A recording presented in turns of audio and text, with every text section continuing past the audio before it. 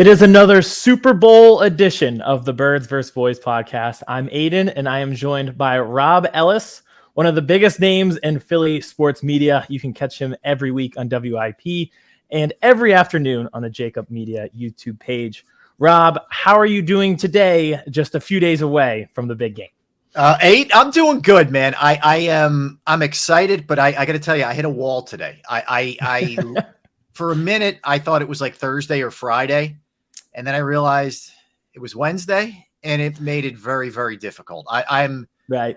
I was keeping myself occupied earlier in the week, and I'm not doing particularly well now. I got to tell you, I'm ready for this game to be like now, like yesterday, like 5 minutes ago.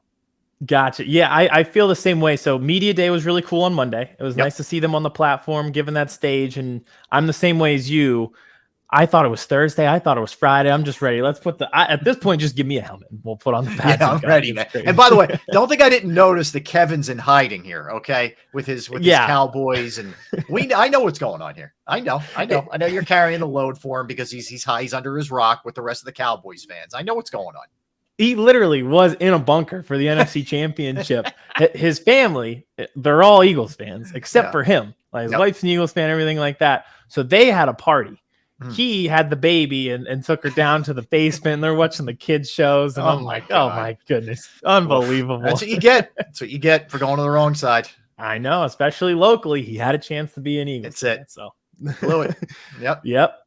Now, you talked about the emotions. You're ready for the game to start. I was watching the clip of you where you were given the toasts 5 years ago after we won the Super Bowl. So where are your emotions at going into the game this time, considering we've now been here and conquered that ultimate prize? You know what? I mean, if you think about it, there are some parallels. Like that was the evil empire. It was Belichick. It was Brady. You know, this one's Andy Reid and Patrick Mahomes. It's not like you got some easy task in front of you. Like very similar. I mean, you're talking about two lock Hall of Famers in Brady and Belichick, two lock Hall of Famers, in my opinion, unless Mahomes gets hurt and his career ends, in the Super Bowl on Sunday. He's going to be a Hall of Famer too.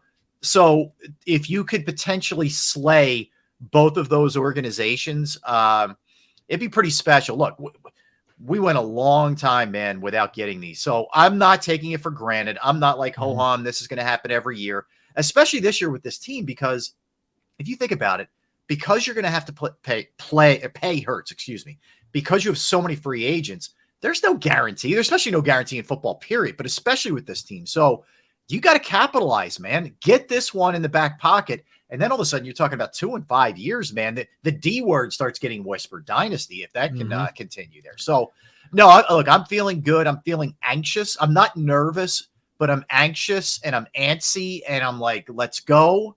But excited more than anything else and enjoy. Like here's what I'm doing. I'm really fighting myself, both sides of my brain. So the one side is, the practical side is like, dude, smell the roses. Enjoy these, last week and this week, because it doesn't happen very often. Enjoy it. Don't try and fast forward to it. And the emotional part of me is like, oh my God, how am I getting through like 3 more days?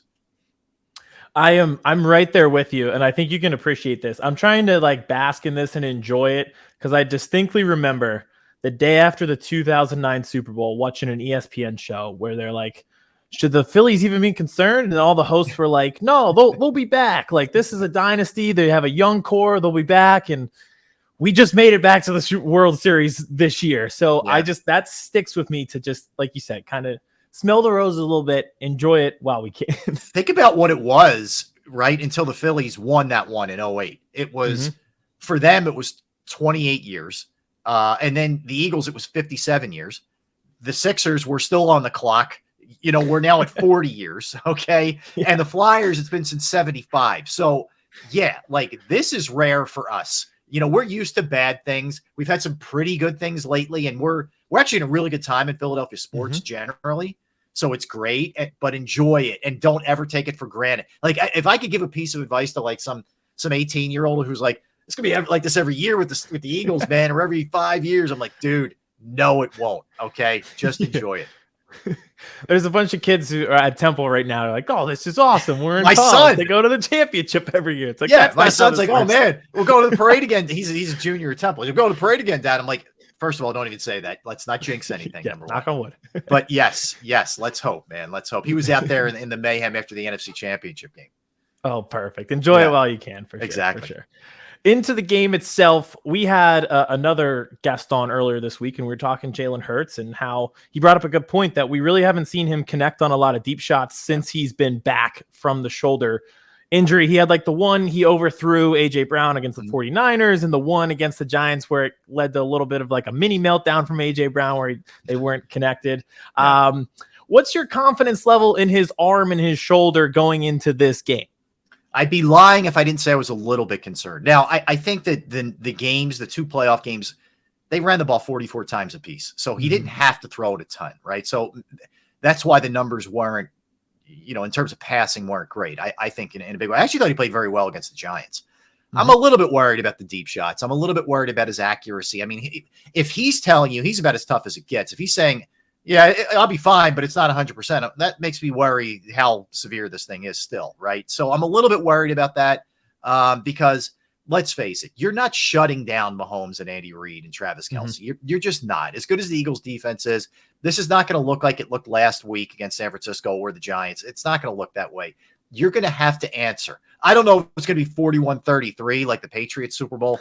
I don't know if you're going to go toe-to-toe in the middle of the ring like Foles and Brady did, but you're going to have to hit some of these, and you're going to have to connect downfield and take advantage of it because I think that's an area where the Eagles can hurt them. I don't think KC's secondary is necessarily great, and they're a little bit young. So I would think A.J. Brown is really chomping at the bit with the way the last couple playoff games have gone to have a big one. And you just know what Devontae Smith is capable of. So, yeah, I am a little bit worried about that, if I'm being honest.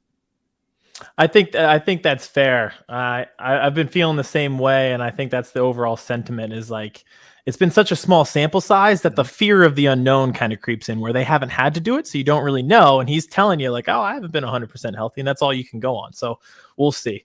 Now, you mentioned Travis Kelce, Patrick Mahomes. You won't be able to stop them. Flip it to the other side with Kelce. He is the overarching target. He is the biggest issue that you face. Is there any other weapon that the Chiefs have that may concern you going into this game? I'll give you one under the radar, and then I'll give you another one. I think Jerrick McKinnon is dangerous, the running back. He had a ton of pass catches out of the backfield this year and a lot of good yards.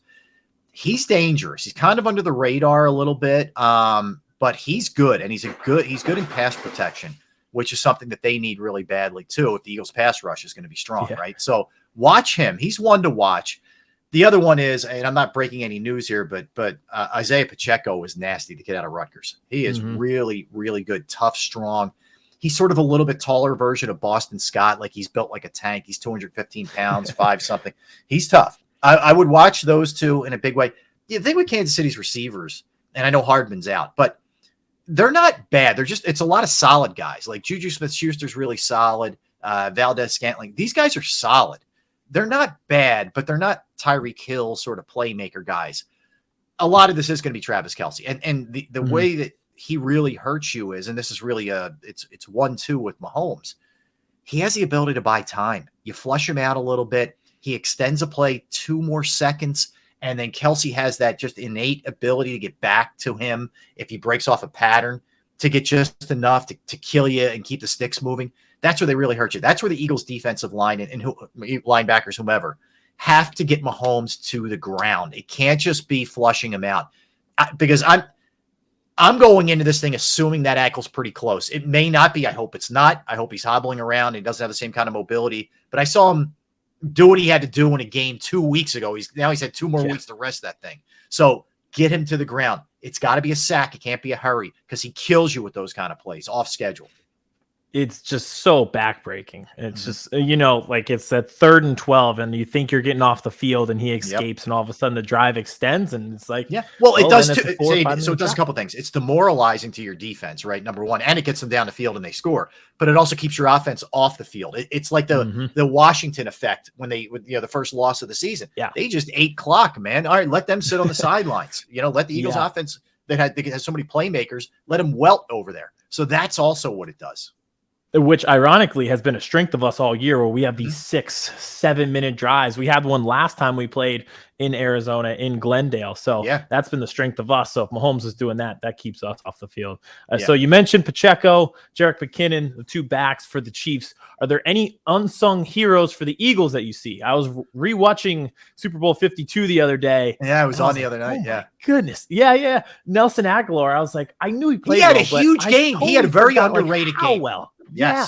Tough He had too, 3 like tough receptions. yardage. Break Yes. tackles. Yeah, I agree with That you. He last was really, drive, really good. the game-winning touchdown drive, he has 3 huge receptions. This was great. Is there I would anybody say- like that this year? Well, I'm not counting on this, but maybe, because he hasn't done anything in forever, man. Maybe Quez Watkins on a deep shot. Maybe he reemerges from the abyss because he's been in the abyss, right? Maybe this is Zach Paschal out of nowhere, kind of one of those situations. That was sort of the beauty of that 17 team. Like, you had a lot of guys, especially at the running back spot, right? Ajayi, Corey Clement. How about the catch that he makes, even though I still am not sure that was a touchdown, but I'll take it, in the back of the end zone. By the way, Foles just drops a dime over 2 guys. Insane. I would say maybe to keep your eye on those 2 guys from an offensive perspective. On the other side, I feel like TJ Edwards, I'm not going to say he's unsung or underrated or any of that. I think he's been given a lot of props this year, but I feel like he makes a big play. I don't know if it's a pick. I don't know if it's a fumble recovery, if it's a stuff on 3rd down or 4th down, but I'm feeling something from TJ Edwards that really impacts this game. I was thinking the same thing. And even if it's like you said before, even if it's just him maybe getting Mahomes to the ground when he gets out of the pocket or something like that. Forcing him out of bounds rather than being able to turn it up the field a little bit. He in a really big spot that forces them to punt, or it's a 4th down and he just can't quite get it. It feels, I have a TJ Edwards feel in this one. So do I. I hope that's true. I can see that. Another name that I mentioned on the offensive side was Kenny Gainwell, but he's been playing so well. I don't even know if you can count that as an unsung but that's hero fair. I mean, the good thing is, like, they really trust him in big spots. It's kind of weird. Like, it's almost like they don't trust Miles, although he had a couple touchdowns in the last game. That's probably not fair, but they really do trust Gainwell, whether that's inside the 5, if it's not quite close enough for Jalen to sneak or whatever. So he's a possibility. He's a guy I'd look at. I don't know what his touchdown odds are, or maybe even a first touchdown odds. I'd have to look at him off the top of my head. He might be a guy I'd jump on a little bit there.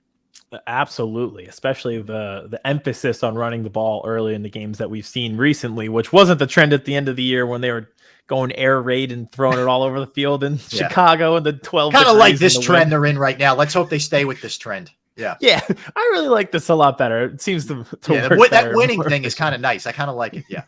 Me too. Yeah. And just beating the hell out of the opponent's pretty fun too. It's not stressful at all. So speaking of beating the hell out of the opponent, switching gears a little bit. I know you mentioned on your show, you were talking about the Niners embarrassing themselves. It continues on Radio Row. McCaffrey today says, I hope they change the rule where you can carry a 3rd QB. So my question for you, do you think they'll change the rule that says you have to block the lead leaguer in sacks with backup tight end? So this is what drives me crazy about this, right? Okay, so there's 2 things, and you just hit the first one on the head.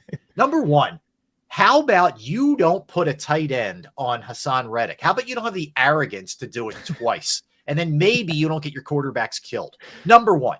Number 2, they've been doing this all year. This wasn't a fluke. Purdy didn't slip in the tunnel walking out to the field. Neither did Josh Johnson. They've been beating the hell out of opponents' quarterbacks all season. Newsflash. This is nothing new, right? That's number 1. Number 2, if you were dressing a 3rd quarterback, would you have won that game, Christian, and Brandon Ayuk and the rest of those weasels who have thrown this kind of stuff out there? The answer is no, you wouldn't have. Like, I didn't think a team could embarrass themselves in terms of being crybabies more than the Cowboys. They have, I think, lapped the Cowboys the way this goes. Because it's been a combination of their media whining, like their talk show host in San Francisco, their players, and their fans. It's like at some point you say, all right, they beat us. Hey, we'll be back next year. Look out for us. Whatever you want to say out the door. That's fine. Be a man about this. They've all been rat weasels. I mean, they are whiners. It's unbelievable.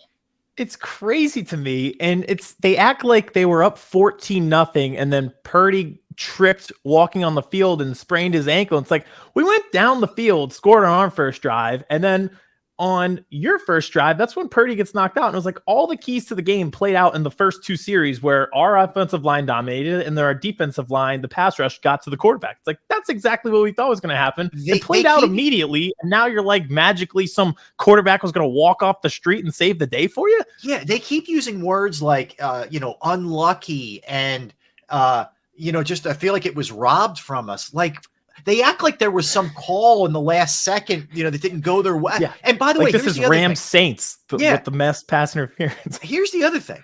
Maybe if your coach, your boy Wonder, was adept enough to realize the Eagles are rushing to the line of scrimmage after Devontae Smith's catch and he's giving the signal to hurry up. Maybe you realize I'm going to challenge this, or somebody upstairs has the sense to challenge it. Like, he got out coached, they got outplayed, and they got their asses kicked. Like, accept it, move on.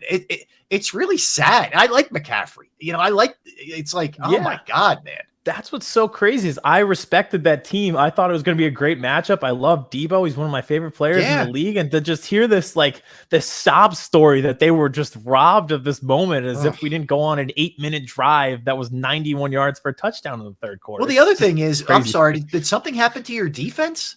What did I miss? Was Nick Bosa injured? That he could like they shut him down. They completely nullified your nasty defense, and they rushed for 144 yards when you were giving up 77 per game. They doubled you in how much you give up on the ground. That had nothing to do with your quarterbacks. It's pathetic. It's crazy to me. You talk to 49ers fans, they probably the defensive player of the year in Bosa. If you talk to a 49ers fan, they say Fred Warner is their best defensive player. You didn't hear from either of them. No. We had 144 yards, and they're like, oh, well, if the quarterback didn't get hurt, we win that game. It's like, what are you guys? I know. It's sad. They really, like, it's to the point where it's embarrassing now. Like, someone needs to talk, let's talk some sense into some of them. I think it's honestly helping us because usually these sound bites work against you and they end up on freezing cold takes. This is you can see Ayuk's quote, that graphic. Yeah. Like the clock hits 0 in the Super Bowl, the confetti's flying, and that tweet goes out on freezing cold takes. Yeah, man, that's Julian Love and everybody else who's jumped on this thing. Yeah. Yeah, that too. Sirianni. He's just like a system. Yeah, anybody could do it. You guys could go. Okay. Yeah. Sure.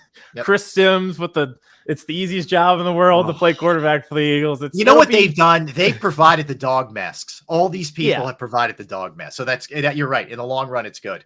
Which is great because I think for one of the few times I'm going into a huge Eagles game where I'm like, I'm so confident, which I'm a nervous, anxious fan. So I'm like, I'm really confident. Like, we have the better team. So the fact that they're doing this and providing this and making us the underdog again, I'm very thankful for that. We actually, in the long run, thank you, 49ers. We appreciate it. Yes. Well, you guys can come to the parade. You guys went to Rocky Xfinity Live. Come back for the parade. We'll treat you right. Oh, my God. Yeah, it's beautiful, man. Awesome. Yeah. All right. One last question for me before we get you out of here. Yeah.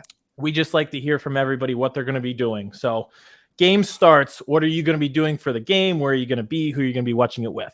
All right. So I'll watch, because I do the post-game show for WIP, right? So what I generally do, I'll watch the first quarter and a half at home. All right. With kids, my wife, I'll watch it here. Then I roll to get to, because I chart every play like a maniac. So I get to, usually it's the studio. We're at the Fillmore on Sunday, which is going to be cool. Oh, nice. So I get to the Fillmore. Yeah. Hopefully with a long halftime, I'll get there right at the beginning of the third quarter. And then, yeah, man, just hunker down and then get ready to rock and roll once this thing ends. Hopefully it's a celebration, not a funeral, because there's no in between here, man. This is either going to be real great or real painful. There's no in between. Oh, absolutely. And it's just because if we win, it's like we watched probably the greatest Philly team ever. That from beginning of the season to the end of the season, they were the team to beat. They were the best. But if we lose, it's like this was the greatest missed opportunity. So it's you're right. For all the stuff we talked about earlier, you're right. Yeah. It is. Look, you know how it is when they lose. Everybody's out for blood. I'm sure Gannon will be target number one, even if the defense does a good job. And if they win, it's going to be Mardi Gras. I mean, it's going to be it's absolute bedlam, which is great. Yeah, it's awesome, and there's no better feeling than a Philly parade. We talked about it earlier, and I can't wait. And I'm pretty confident too. So we'll see. Yeah. But it should be an awesome time. Yeah. All right. Before we get you out of here, let everyone know where they can follow you, where they can listen to you. I know you got the post game show after this game, so they can tune in. Yes. All right. So a lot of different ways. So WIP on the weekends, generally Saturday at 3 o'clock, and then Sunday post game once the Eagles are over Sunday afternoon as well. But Monday through Friday, Jakib Sports YouTube channel. It's called Sports Take. It's 12 to 3 every day. It's myself, Derek Gunn, and Barrett Brooks. It's a really fun show, man. They are awesome dudes to work with. I mean that sincerely. It's a blast every day. We laugh every day. We talk sports. It's great. Do that every single day. And also Bet Parks. I do a show called The Better with Rich Gannon every Monday and Friday. We have the content out there. Just download the app. It's all there, man. And then I sweep up the floors for a little while, and then I do a bunch of other stuff. But no, and you can follow me on Twitter at @REllis Sports. So that's it. I'm done. We're out of time with me giving all my plugs. Perfect. Listen, you're one of the hardest working guys in Philly, so hopefully it pays off on Sunday. Yeah. And maybe I'll see your son down there. I'll be running around down the streets if we win too. So I'll have a look for you. And I appreciate it. By the way, I love your mic, man. That's a badass mic. I love that. Thank you. Yeah, I was like, I saw the red and I was like, this definitely fits. That pops, man. That's strong. Yeah, I like it. I like it. I like the artwork in the back. All good, man. All good. Always great being on with you, man. Perfect. Thank you, man. All right. We'll be back with more Boards vs. Boys this week. But for now, appreciate it, Rob, as always. And we'll have you back on, hopefully celebrating our second in 5 years. And we'll talk about that D word again, Dynasty.